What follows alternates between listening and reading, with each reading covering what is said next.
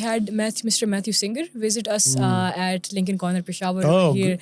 It was lovely to host him. And he spoke about the Fulbright program as well. And that's what he said, is that sometimes the application on paper is fine, but sometimes the applicants come and there's so much life and spark in their eyes when they're trying to describe what they want to do and their study objectives, that sometimes that just sells you, just that excitement and passion that the applicant has for what they want to do.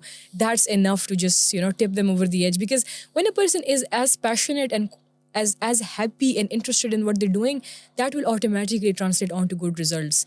Do you think, have you seen that happen? What do you think about that? Yes, definitely. A lot of time, candidates are stronger on their application, but in fact, during the interview, they are not that good enough. They are good, but not made it to the final cut, and so vice versa. And most of the time, I try to talk to the applicants before the interview. Yeah. With this COVID, when we turned towards the virtual interviews. Otherwise, when the interviews were going on in person, let's hope that we are planning to have those interviews in person again pretty soon. Maybe this year, maybe next year. Let's see. Then for the in-person interviews, I used to talk to the applicants before the interview. The interview day in the morning, first thing in the morning. And I always tell them, especially to our U-grade students, although these are very young kids, full of energy, full of enthusiasm, full of life, but they are so nervous when they are sitting there. I always tell them that, okay, just one semester exchange program. Your application is good enough. That's why you've been shortlisted. Exactly. So this, if you don't get it today, this is not the end of the life. Exactly. You can apply again. You can apply, just complete your graduation and apply for the Fulbright program. But this is not the end of the world.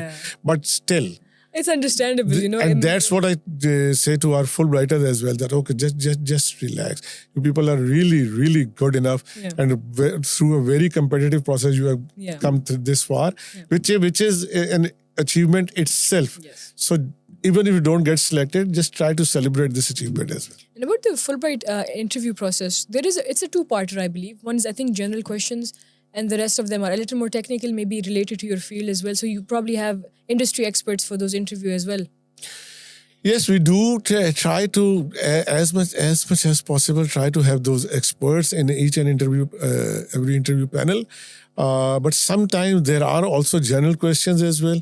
Yes, you are right. There's a part of application interview can be divided because always we brief our panel members about the regular process, that this is the process of the day. This is, but there still, again, we like to have that human touch in that interview. So that's why I always ask my panel members that you can ask whatever you want to. Whatever you want to. If you feel like that there is a supplementary question required, which is not related to the discipline or field, maybe it is related to the hobby or something that the applicant has written in his or her application, then they can ask that. But definitely do spend some time asking questions about their discipline. It must have been hard though, because of the COVID, just transitioning on to online interviews, because doing the interview face-to-face is a little different than doing it over Zoom calls. Yes, I totally agree with you. Yes, definitely. So that's why I'm hoping, let's hope, inshallah, we'll be able to get back to the in-person interviews maybe this year.